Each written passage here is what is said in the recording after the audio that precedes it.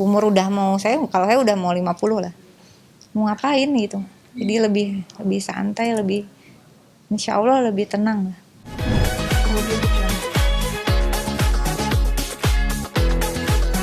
Juga mungkin boleh sedikit kemarin kan mengingat meninggal dan sempat mengadakan ya, mungkin boleh diceritain lagi posisi lagi di mana waktu maknanya.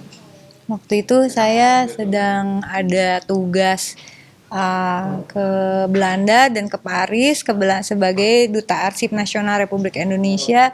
Jadi ada MOU yang harus diperpanjang antara Indonesia, Belanda, dan kemudian di Paris adalah untuk mengurusi beberapa arsip nasional kita yang diusung untuk menjadi Memory of the World-nya UNESCO. Jadi tahun ini kita sedang menunggu pengumuman 2 Memory of the World, arsip pidato Soekarno di PBB 1960 dan kemudian arsip gerakan non-blok pertama di Beograd. Nah, itu penting sekali juga untuk hubungan diplomasi kita dalam geopolitik seperti ini. Nah, dalam perjalanan itu sebenarnya antara Belanda Paris, saya mendengar kabar duka cita gitu. Pas harusnya pergi sore gitu. Sampai stasiun kan saya naik kereta ke Parisnya, rencana naik kereta jam 2 gitu. Terus tas saya dirampas di Rotterdam dengan semua isinya lah. Saya ado hepeng lah itu. Nangis lah gitu kan. Handphone, uang, kredit card semua kebayang nggak? Dan akhirnya itu saya langsung istighfar di situ ya. Ya Allah, ada apa ini gitu kok? Saya nggak pernahnya, biasanya saya pergi sendiri malah gitu. Nggak pernah, alhamdulillah sih selalu aman gitu. Nah ini sampai udah gitu ke kantor polisi harus lapor, kayak dioper gitu. Nah, kantor polisi 1 di sini nggak ada yang mau nyatat BAP-nya, pindah ke kantor polisi berikutnya. Mau masuk ke kantor polisi berikutnya itu kayak diputer jalannya tuh nggak nyampe karena lagi perbaikan terus kayak gitu. Nah akhirnya saya putuskan nggak pergi hari itu ke Paris, cari tiket pagi. Saya dikasih nginep, terima kasih Duta Besar RI untuk Belanda yang ngasih saya penginapan di Wisma KBRI gitu. Nah malam itu saya dapat kabar kalau ibu meninggal. Jadi kayak ini ada apa sih? Kayak ada sesuatu yang nggak beres gitu. Karena mau pergi juga kan sempat saya ngurusin ke rumah sakit dan sebagainya. Tapi nggak, masih Mbak Nina masih ngabarin, oh nanti ini udah ada perbaikan dan sebagainya gitu.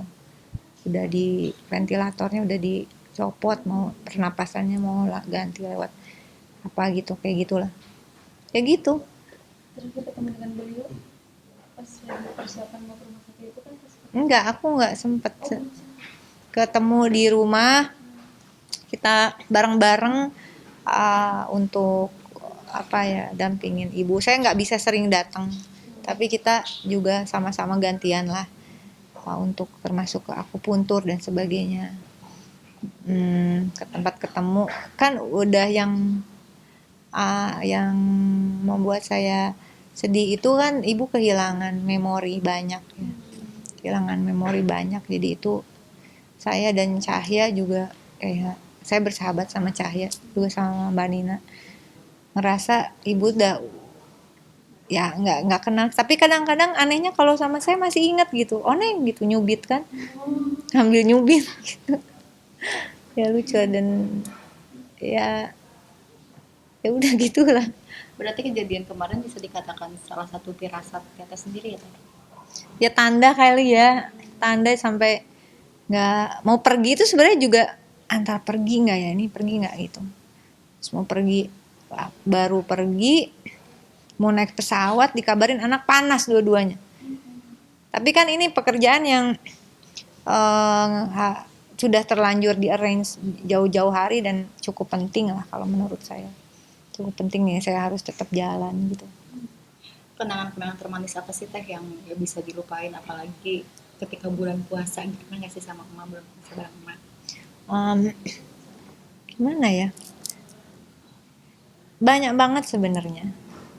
Tapi saya harus jujur, itu yang membuat saya sampai nangis tuh.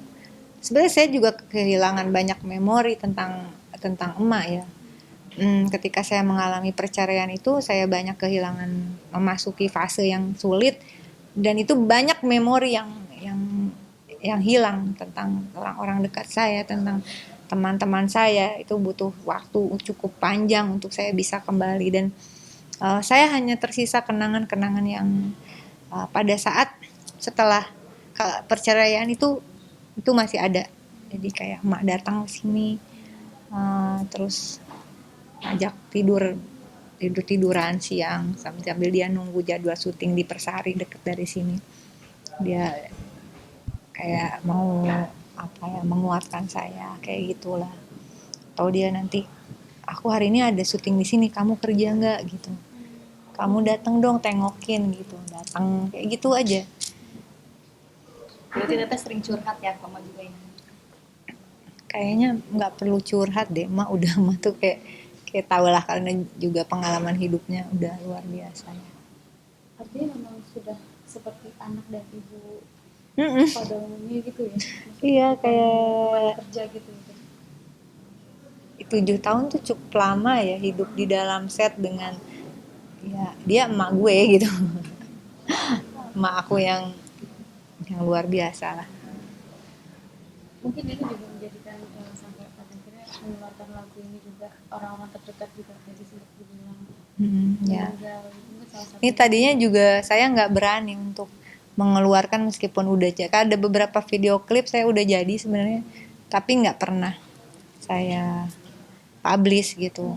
Nah, salah satu sahabat saya ini ada Mas Teddy, ini aneh banget sih lu nyanyi, bikin lagu, terus lu bikin video tapi nggak pernah di dikekepin sendiri, buat apa sih, kata dia gitu. Ya siapa tahu orang juga terinspirasi seperti kamu terinspirasi dengan lagu itu gitu. Jadi ya udah. Dan kemarin juga kehilangan Ibu Nani Wijaya pastilah ya. Tapi secara keseluruhan lagu ini mengantarkan saya untuk berani menghadapi kehilangan-kehilangan yang kadang kita merasa sakit dan nggak sanggup bangun lagi gitu. Salah satunya dengan umroh, persiapan umroh sendiri seperti apa nih teteh? Jadi ya itu, saya udah pernah beberapa kali mau umroh sebenarnya. Kerjaan beli perlengkapan gitu. Tapi nggak pernah jadi sampai diledekin. Mau beli baju buat umroh lagi gitu, nggak pergi-pergi. Nah, jadi semuanya udah ada. Saya nggak persiapan apa-apa karena semuanya udah ada sebenarnya. Cuman saya aja yang bandel ya. Saya nggak pernah mau pergi gitu. Teteh berapa umroh sendiri atau dengan guru spiritual teteh? Nggak, saya sama sendiri aja. Tapi pasti ada yang dampingin kan, ada yang dampingin. Dengan banyaknya orang-orang tersayang pergi meninggalkan teteh sendiri, gimana menghadapi kehidupan sekarang? Ya, hidup singkat lah. Jangan, kalau hal-hal yang bikin berantem terus gitu, ya udah di maintain supaya nggak berantem atau tinggalkan. Hubungan-hubungan yang di usia singkat ini menjadi, kamu tidak menjadi manusia lebih baik, menjadi lebih banyak frustasinya daripada bahagianya, selesaikan, tinggalkan. Gak perlu drama-drama, misalnya dalam relasi gitu, pasangan, gak perlu bohong-bohong lah gitu ya. Gak ada gunanya gitu, apalagi ya umur udah mau, kalau saya udah mau 50 lah. Mau ngapain gitu. Jadi lebih santai, lebih insya Allah lebih tenang lah.